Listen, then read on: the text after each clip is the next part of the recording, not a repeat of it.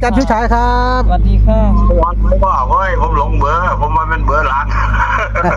เอาถือสวัสดีครับหมอเลยครับสวัสดีครับ แม่ตื้อกับมานั่แล้วครับอาจารย์แม่ตื้อกับมาแล้ว สวัสดีครับตุ้ยครับสวัสดีค สวัส รับ ดีค่ะ อ้าว โอ้ยแบ่งหันนอเลขกลางแดนกับเขาแต่เลขวิ่งนอหมอนอ ครับผมเขาวิ่งยังกับอาจารย์ จับไม่บ่ถือก็เลยมันก็ลุยๆมาแต่ว่าเลขวิ่งก็บ่ค่อยหลุดปานใดดอกว่า ครับผมแมนครับ เอาไม่นอหมอนอ แมนอาจารย์นะครับ ขอโทษ FC คุณพ่อคุณแม่พี่ๆน้องๆบ่เข้ามาเบิ่งเด้อจังได๋ก็ได้อย่าว่าบ่ขาวเลขโมเมมาให้เด้อกับพยายามกันอยู่นั่นล่ะแต่คนหลอกหนีไปใกล้ๆแล้วเนาะหมอนอ แมนได้ออาจารย์ มันก็มี6มี7มี8มาอยู่นะแต่ว่ามันผัดออกไปนั่นนั่น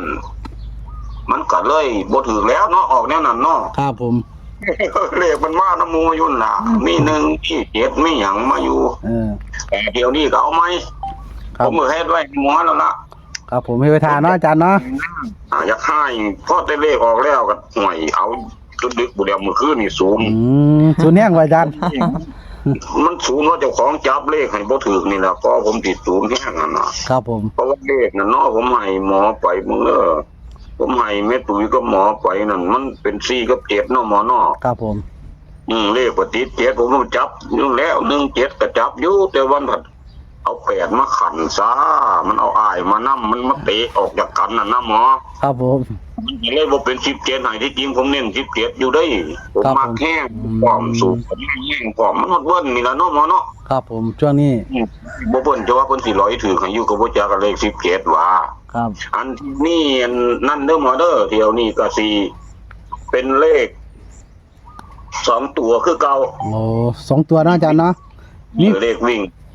เอาวิ่งก่อนเนาะอาจารย์เนาะ ครับวิ่ง5กับ8เด้อหมอเด้อ ครับ เอาตัวนี้เนาะบ่ได้ถามว่า ครับบนรางเนาะอาจารย์ บนล่างน้ำกัน5กับ8บนล่างด้วยกัน เลขก็สิมีจำนวนอยู่4ชุดเด้อหมอเด้อ ครับผม แล้วก็สิให้ตัวกันไปสักชุดหนึงซะเพราะว่าคันนิ่งแห้งอยู่ ครับผม ก็เลยเป็นตัวกันเลยสิกลายเป็น5ชุดเนาะหมอเนาะ ได้ครับอาจารย์ ก็บ่หลายปานใดดอกผมก็สิเน้นแค่2ตัวล่ะคันสิให้แค่2ตัวไปปัดคันนิ่งตัวมันแอมมันร้องนะก็เลยสิเอาให้ครบไปซะ ครับผม เน้นให้2ตัวหั่นล่ะจับคู่48 48นะครับอาจารย์48 49 49 58 58 59เลขน้อยๆตัวเลขน้อยๆตัวมันเลขตัวเดียวๆกันน่ะนะมัน ครับ ยอมรับกันนิดนึงแล้ววันนี้เอาเป็นตัวกันสักตัวหนึงหมอ ครับผม 98 98ครับ 98แต่ก็ให้ FC เพิ่นกลับไว้แน่เป็นตัวร่องๆไว้แต่ว่าในน้ำหนักของมันน่ะในเลขนี่ผมสิเน้นให้เอาไปเบิดซะก่อนจังสิเน้นเนาะ ครับผม เอาเลขไอ้3ตัวนี่เอาสัก2ชุดเด้อหมอเด้อ ครับผม เอาเป็น049 049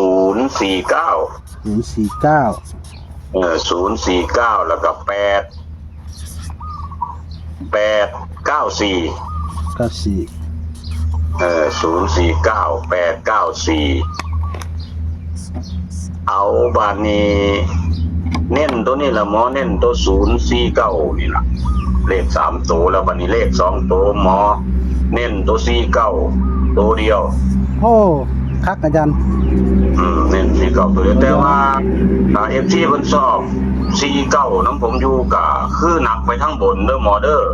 ครับผม ถ้าจับเป็นเลข4ตัวมันจะเป็นเลขทำนอง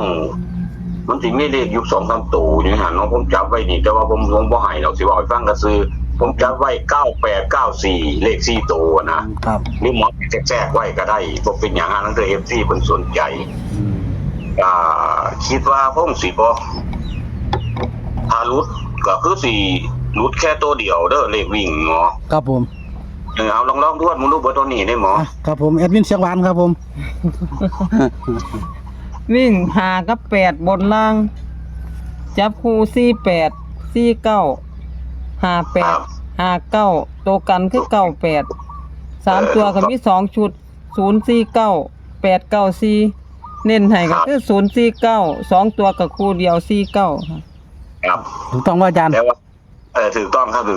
แต่ว่าก็ FC เพิ่นกลับไปแน่นะจากน้อยๆผมเฮ็ดประกันไว้แล้วล่ะถ้ามันขึ้นแต้มมันก็สิเป็น59โดมันมา5กับ 8มานํกันอยู่ ครับผม ที่ผมก็นิ่งอยู่ในใจอยู่เดี๋ยวนี้ก็ย่านแต่8นี่มันลงมันให้ตัวเงามันมากคือ3มันนะย่านตัวนั้นน่ะมาพามันสิกลายเป็น53หาหยังไปสินะหมอ ครับผม อันนั้นก็เพราะมันก็กว้างแล้ววะเอาแค่เนื้อที่ผมคัดมาให้แล้วเนี่ยคัดสารคัดอยู่ได้ ครับผม เนี่ยก็คือว่าเก็บซี่ผมบอกคุณแม่เพิ่นตามเมืองแล้วเพิ่นก็สิอันเพิ่นบ่มักประกบกะคือเลขวิ่งเนี่ยก็บ่ค่อยรุดปานใดดอกก็อาจมีรุดแน่อยู่ดอกว่าแต่ว่าบ่แม่นว่าสิเสมอไปก็เขาส่วนมากอยู่เนาะเลขวิ่งเนาะหมอเนาะ แม่นครับอาจารย์ถือว่าในทางอาจารย์เลยวิ่งไว้ใจได้เลยนะครับเนาะ ก็อยู่นำบุญกับทุกสิ่งทุกอย่างก็ได้เนาะบ่มีบุญว่ามันสิออกตัวใดเนาะ ครับก็ FC พยายามสังเกตเอาเนาะสังเกตเลขวิ่งอาจารย์ชุยฉายเพิ่นเข้าดีบ่ก็เราสังเกตเบิ่งเพิ่นจับคู่มันขึ้นมาลงบ่สิเนาะอาจารย์เนาะ สังเกตไปนั่นล่ะเนี่ยแล้วก็เบิ่งว่าตัวเองนี่ได้มีเลขตัวเด็ดในใจไว้บ่เลขเจ้าของในคิวบ่เอามาแปะใส่กันโลด เนาะอาจารย์เนาะ เ พออาจารย์ให้มาแล้วหากับ8จังซี่ว่าล่ะอาจารย์ ครับ ได้หยังก็ว่าจับใส่เบิ่งนะครับเนาะ ก็จะเป็นอีกทางเลือกหนึ่งสำหรับวิธีผู้ที่มากันเชียงโชคนะครับเนาะอาจารย์ชุชัยก็ถือว่าแม่นเด้นะครับก็มี สำ ความ หรับ รู้ ของผมสิบ่มีอีหยังไปอีกเด้อหมอเด้อกับเท่าที่ให้ไปนั่นล่ะเด้อ ครับผมอ่ะ แต่บนบ่ทันได้ของบ้านเฮานํผมเด้ โอ้ได้อาจารย์ได้เดี๋ยว หม อัน อเอาต่อใส่ให้แม่ตุ๋ยเลยได้บ่ที่ผมส่งให้หมอแล้วนั่นเป็นเลขตัวเดียว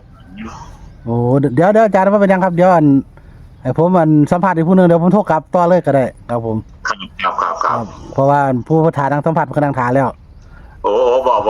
เอาแต่อยู่ดีมีแห้งเด้อก็ได้คอยรับให้รวยทุกผู้ทุกคนสวัสดีครับ ครับขอบคุณอาจารย์ชุชัยหลายครับ ผมที่แบ่งปันในทาง FC เด้อนะครับขออาจารย์สุขภาพแข็งแรงเนาะ ครับผมสวัสดีครับนะครับจบไปแล้วนะครับ ระวังบทสนทนาระวังมารวยเนาะเป็นตุ้ยนะครับ สัมภาษณ์อาจารย์ชุยชายนะครับเพิ่นก็